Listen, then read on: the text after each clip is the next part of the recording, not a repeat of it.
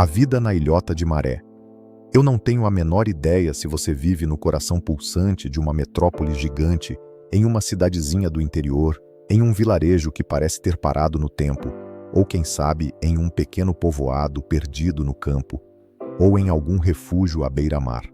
Afinal de contas, nós, seres humanos, somos criaturas adaptáveis e vivemos em quase todos os cantos deste mundo. Desde cidades erguidas no meio de desertos escaldantes e vilas encravadas no coração da selva profunda, até estações polares isoladas sob o domínio do gelo eterno. E dizem que o futuro nos reserva coisas ainda mais incríveis, com cidades inteiras surgindo sob as águas dos oceanos e colônias sendo fundadas na Lua e em Marte. Nós ainda veremos tudo isso acontecer, mas existem pessoas que escolheram viver em ilhas. Há ilhas imensas, como a Austrália, ou nações insulares como a Inglaterra e a Irlanda. Depois, existem as ilhas menores, como as Belas Canárias ou as Ilhas da Frísia. E por fim, existem aquelas ilhas minúsculas, quase invisíveis no mapa, que alguns chamam de ilhotas. Em certas ilhotas, o espaço é tão precioso que mal sobra terreno para uma única casa, um celeiro, alguns poucos campos de plantio e uma horta de legumes. E é só isso. Se você der um passo mais largo para fora do quintal, corre o risco de cair direto na água. Em um lugar assim, é óbvio que você não encontrará nenhum arranha-céu desafiando as nuvens. Muito pelo contrário, o que se vê são casas caiçaras de teto muito baixo, construções que parecem estar permanentemente agachadas e encolhidas. E essas casas precisam ser verdadeiras fortalezas. Uma ilhota dessas está entregue aos caprichos dos ventos do oceano por todos os lados, e a lendária ressaca, como os antigos chamam a fúria das águas, ataca com uma força assustadora durante o mar revolto mais violento. Você consegue imaginar como deve ser a vida em um pedacinho de terra tão pequeno? Alguém poderia pensar que seria impossível conceber um lugar mais solitário ou inóspito. No entanto, há quem discorde completamente disso. O melhor mesmo é perguntarmos a quem conhece essa realidade na pele. Afinal, o pequeno Ian vive com seu pai e sua mãe em uma dessas ilhotas desde o primeiro dia de sua vida. O mundo de Ian era quase tão pequeno quanto o próprio garoto.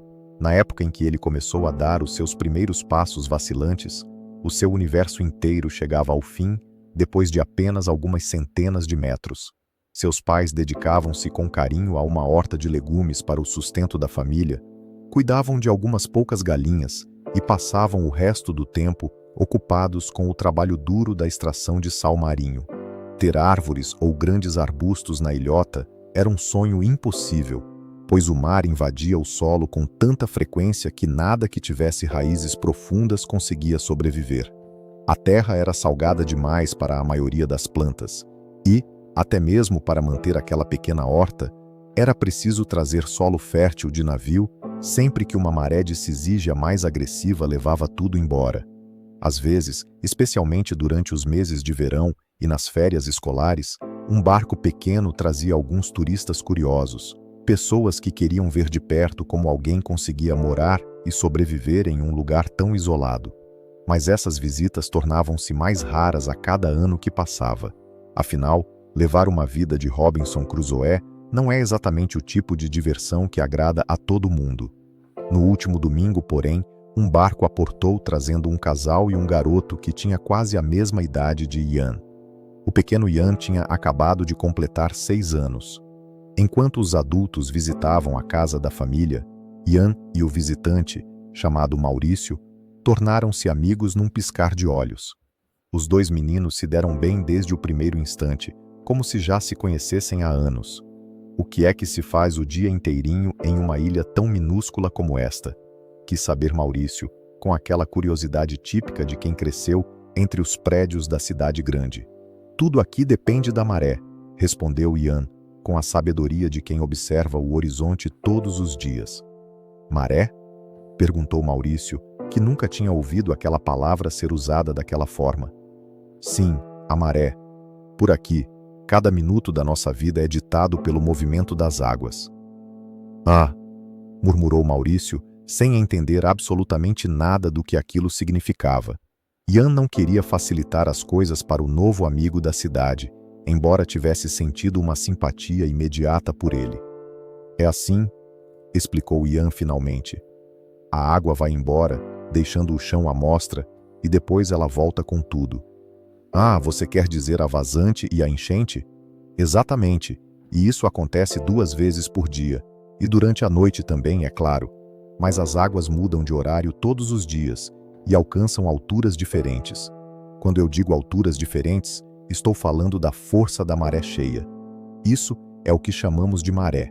E então Ian se empolgou de verdade, bombardeando o menino da cidade com todo o conhecimento náutico que tinha herdado de seu pai. Existem as marés mortas, que são mais calmas, e as marés vivas, que são as mais poderosas, além, é claro, das marés normais do dia a dia. Maurício comentou: deve ser uma chatice tremenda quando toda a água desaparece e fica só aquele lamaçal. Ian rebateu imediatamente: chatice? Cara, essa é a melhor parte de todas. Agora eu é que não entendo mais nada mesmo, disse Maurício, parado no meio do caminho, olhando para Ian com uma expressão que pedia urgentemente por uma explicação lógica. Ora, pense bem, na maré baixa a gente deixa de morar em uma ilha e passa a viver como se estivesse no continente. A gente pode caminhar até a casa dos vizinhos, ou sair para caçar caranguejos no lodo e fazer todo tipo de aventura.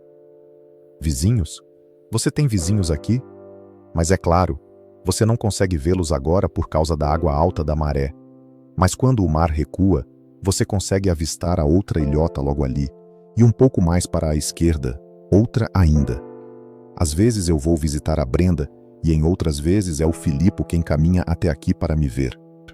Vocês vão a pé de uma ilha para a outra? Se for preciso, sim, mas também podemos usar a charrete.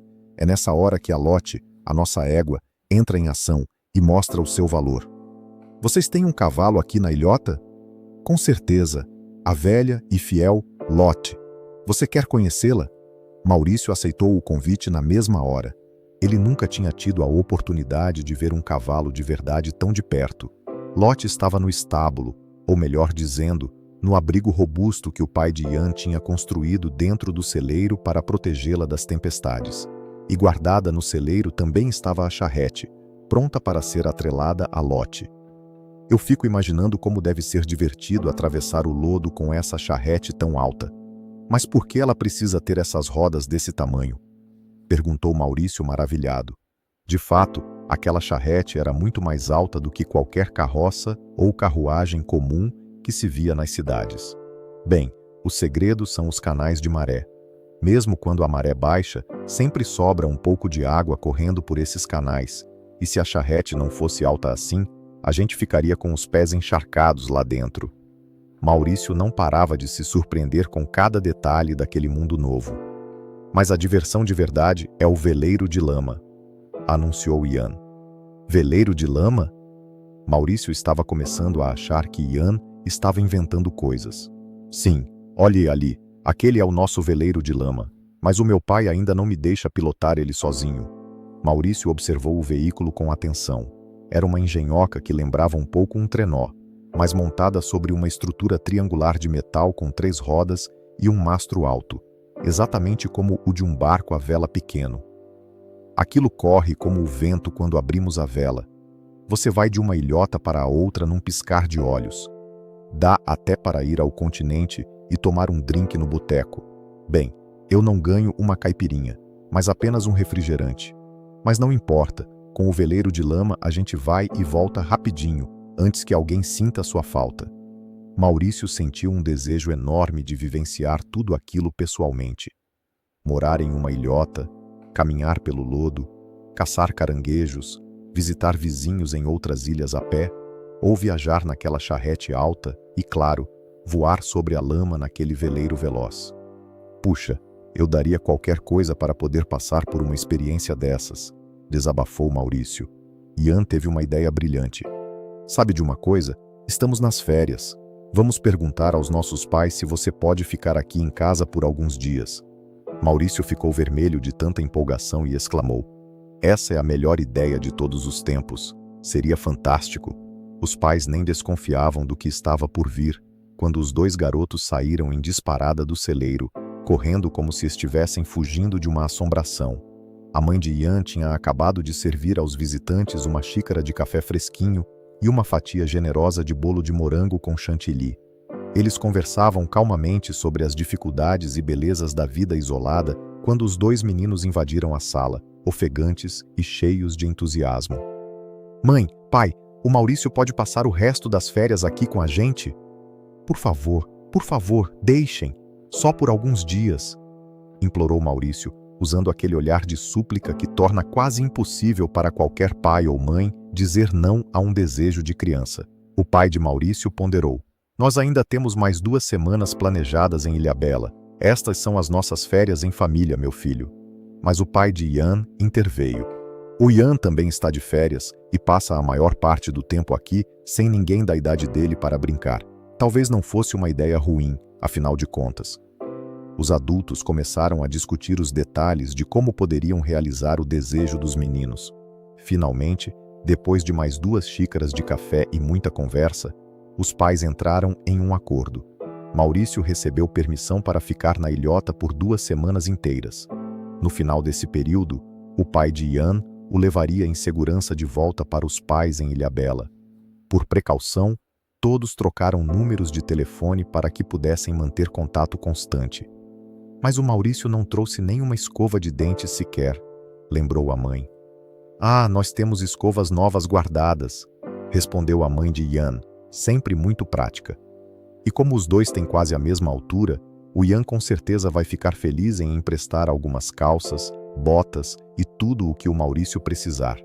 E assim teve início a parte mais emocionante das férias de verão para Maurício. Ian estava radiante por ter um novo amigo que pudesse lhe contar histórias sobre a vida na cidade grande, um lugar que ele só conhecia através das imagens da televisão. Tudo tinha sido planejado para ser uma temporada tranquila e divertida, mas o destino tinha outros planos. E não foi culpa de ninguém. Certas coisas simplesmente acontecem na natureza, e nós, humanos, não temos o menor controle sobre elas. O Sol se alinhou perfeitamente atrás da Lua, potencializando a influência magnética sobre as águas. O resultado foi uma maré de uma magnitude assustadora, uma daquelas famosas e temidas marés vivas. Para piorar a situação, uma frente fria trouxe tempestades torrenciais e ventos de uma força descomunal. O encontro dessas 2 forças da natureza poderia ser o pior pesadelo de qualquer marinheiro. Na ilhota, isso significava que o mar subiria tanto que tudo ficaria submerso, o que os moradores chamam de terra inundada. Isso acontecia algumas vezes por ano e todos já estavam devidamente preparados. Não havia surpresas, apenas o respeito pela força da água. Logo no primeiro dia, Ian e Maurício ficaram colados à janela da casa, que parecia se encolher para resistir à chuva e ao vendaval.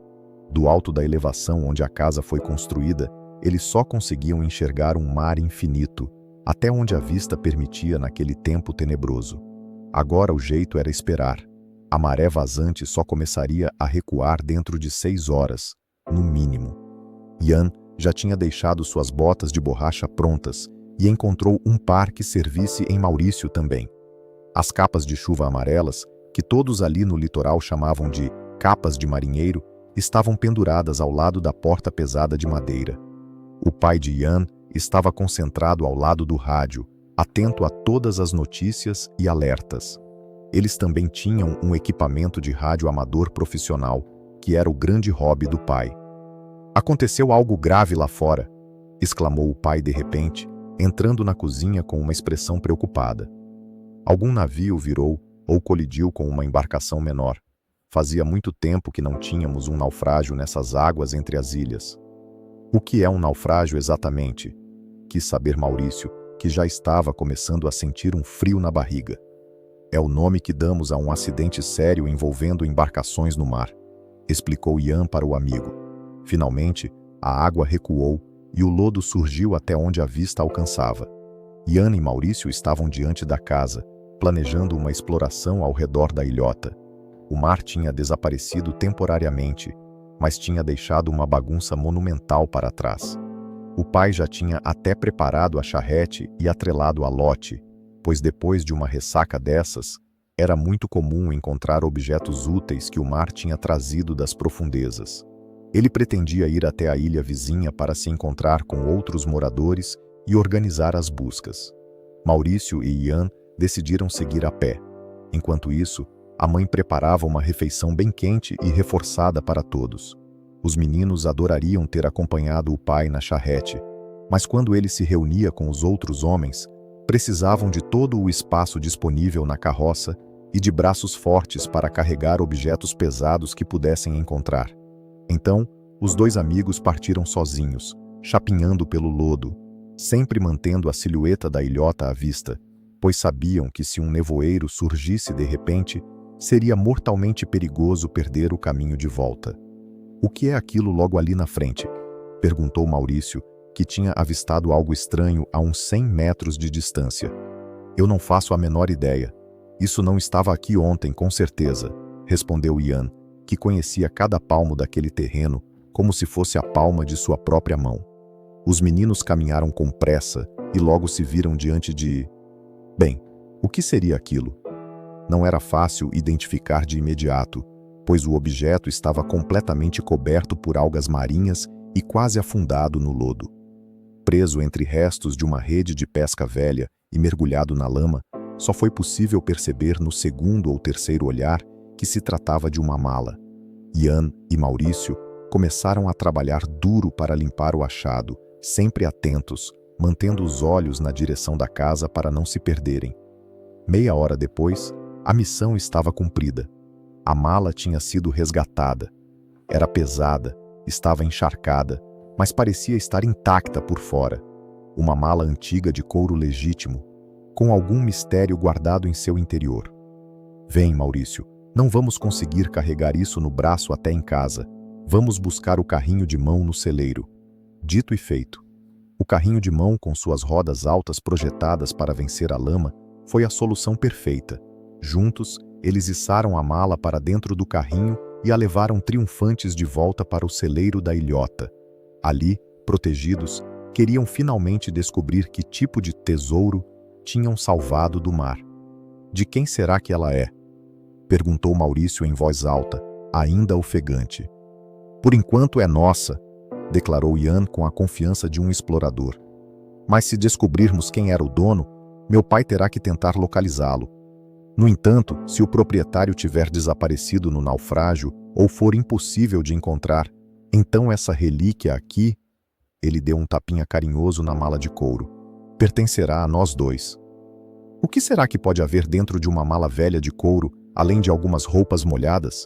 Maurício não parecia muito convencido de que tinham encontrado algo de valor real. "Ah, não subestime o mar. Muita coisa valiosa já foi encontrada nestas ilhas ao longo dos anos", retrucou Ian. Ele já tinha ouvido muitas histórias de seu pai e ele mesmo já tinha encontrado uma vara de pesca profissional de alto mar em perfeito estado uma vez.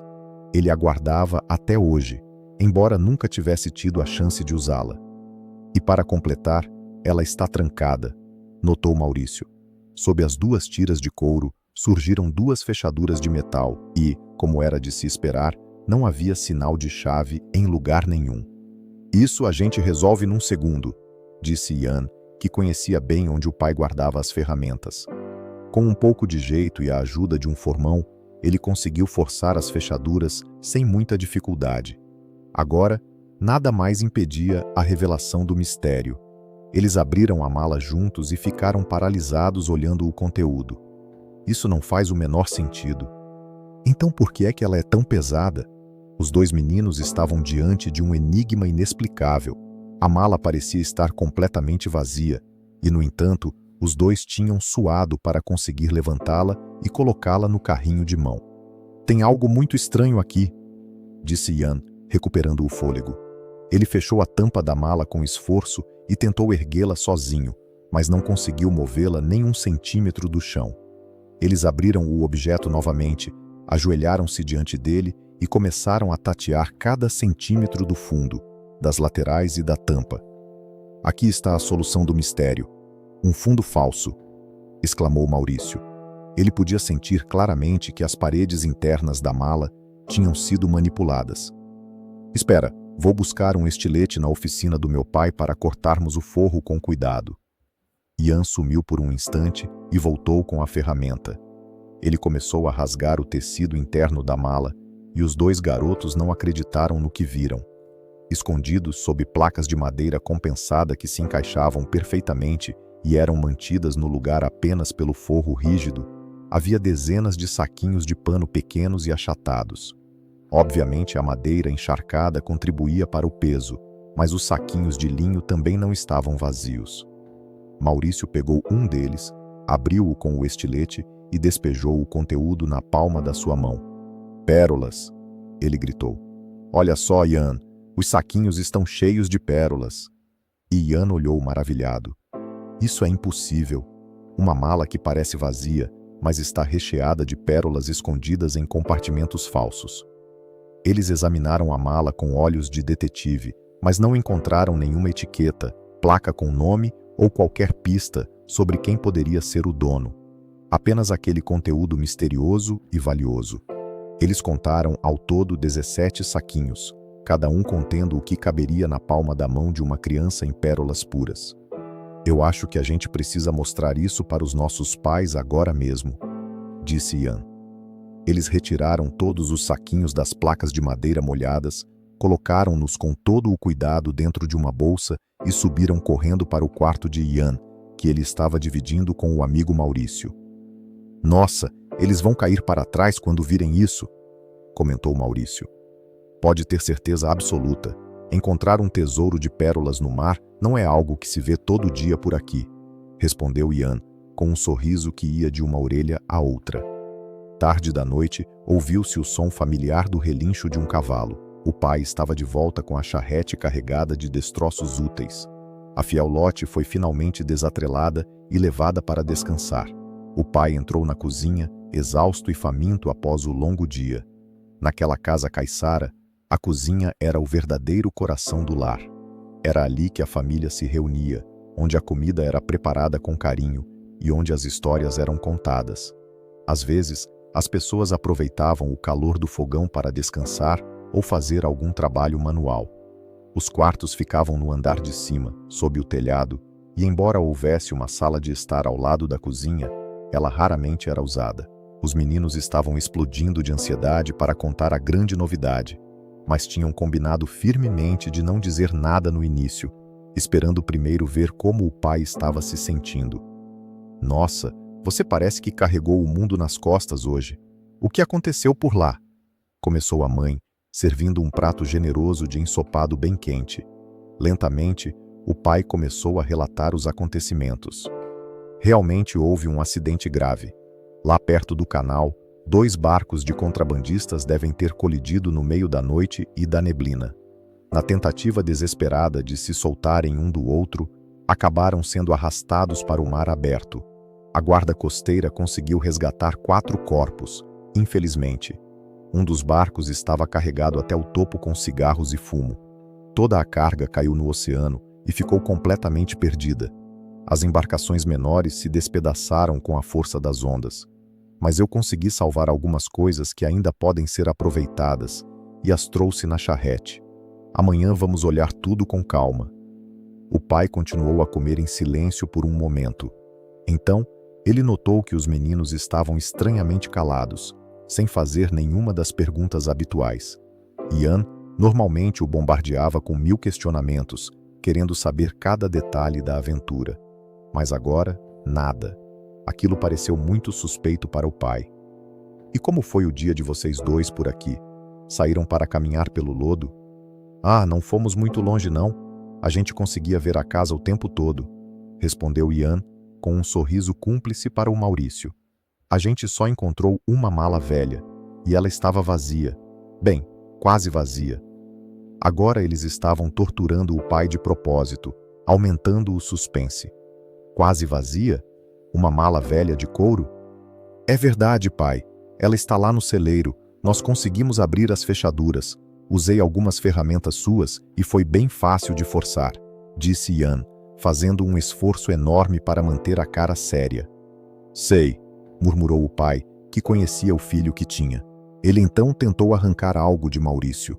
E então, Maurício, como foi sua primeira expedição pelo lodo? Encontraram uma mala que não tinha quase nada dentro, é isso mesmo? Pode-se dizer que sim, respondeu Maurício, tentando disfarçar o nervosismo para não entregar o segredo antes da hora. Ian aproveitou a deixa e subiu correndo até o quarto para buscar a bolsa. Pai, a mala em si não vale muita coisa, mas olhe só o que estava escondido dentro do forro dela. Ela tinha fundo falso, laterais falsas e até a tampa era dupla. Por isso ela era tão pesada. Tinha placas de madeira lá dentro que estavam encharcadas de água salgada, além do couro grosso e molhado. Foi um sufoco trazer ela no carrinho de mão. Agora chega de mistério e mostrem logo o que vocês acharam, disse o pai, agora completamente alerta e curioso.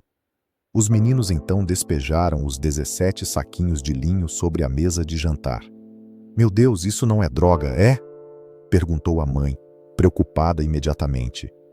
Nós já abrimos um dos saquinhos, olhe só, pai, disse Ian, e com um gesto dramático, ele despejou o conteúdo na mão calejada do pai, observando atentamente a reação dele. Isso não pode ser verdade, são pérolas, exclamou o pai, passando metade das joias para a mão da esposa. São pérolas de verdade, confirmou a mãe, maravilhada. O pai comentou. Mas essas pérolas não podem ter vindo desta região. Os bancos de ostras naturais ficam muito mais ao norte, e por lá o foco é na carne dos animais, e não na extração de pérolas. Para ser honesto com vocês, eu não entendo absolutamente nada de joias. O que eu imagino, no entanto, é que isso tenha tudo a ver com aqueles dois contrabandistas. Um barco trazia o fumo e o outro traria o pagamento.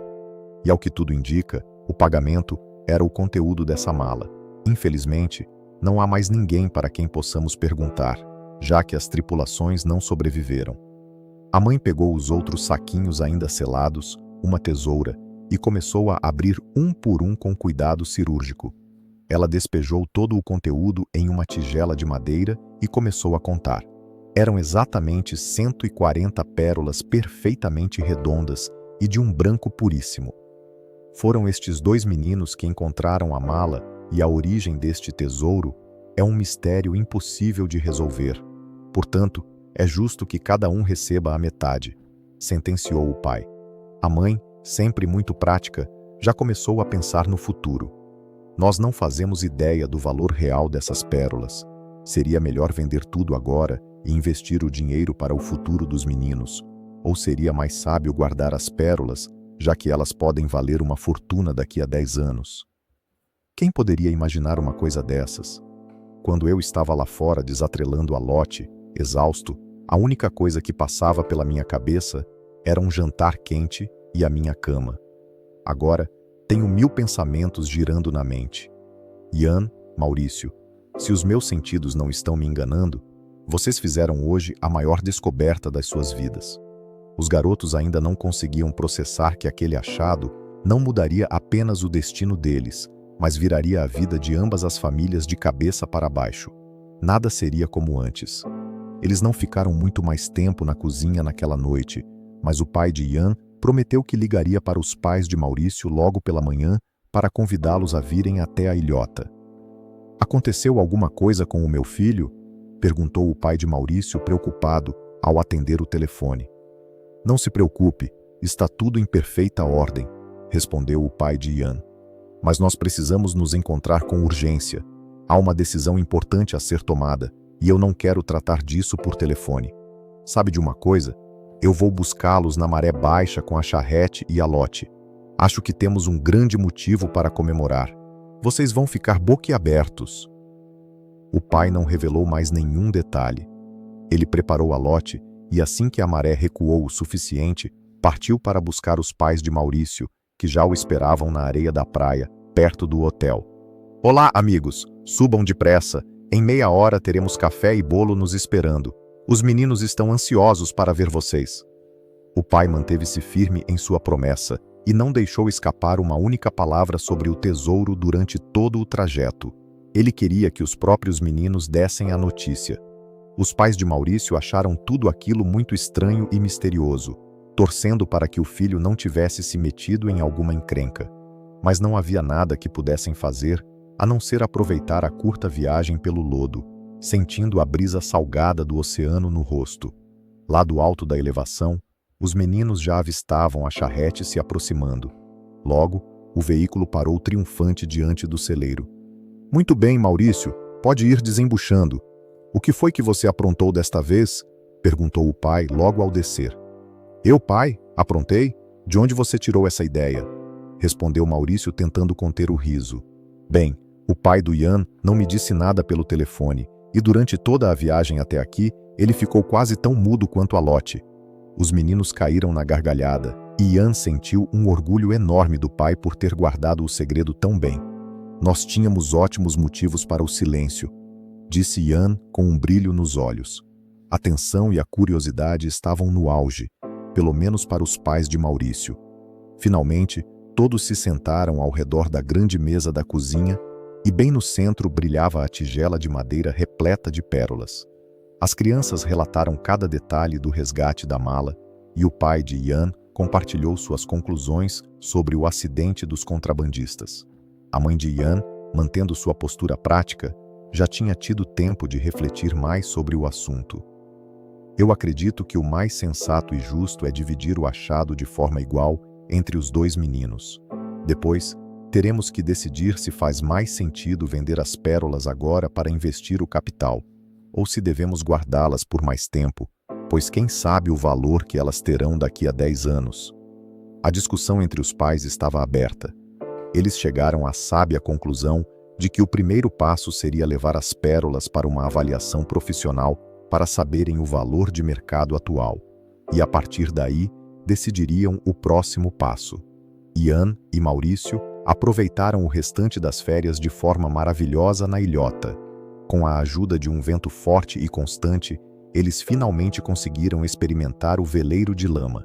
Eles voavam com a força do vento pelas vaziárias desertas, fazendo o lodo respingar para todos os lados em uma aventura inesquecível. Os dois amigos nunca mais perderam o contato e tornaram-se melhores amigos para a vida toda. Depois que cada um concluiu os seus estudos em suas respectivas cidades, decidiram estudar juntos em uma renomada universidade na Inglaterra. Nos anos que se seguiram, Ian visitou Maurício na cidade grande muitas vezes, conhecendo de perto aquele mundo que antes só via pela TV. E quem poderia imaginar? Hoje, os dois são os proprietários de uma das mais influentes empresas de importação de pérolas de cultivo da Alemanha. E foi assim que um pequeno encontro casual acabou tendo um impacto gigante e transformador na vida de todos eles. E assim chegamos ao fim do nosso conto de hoje.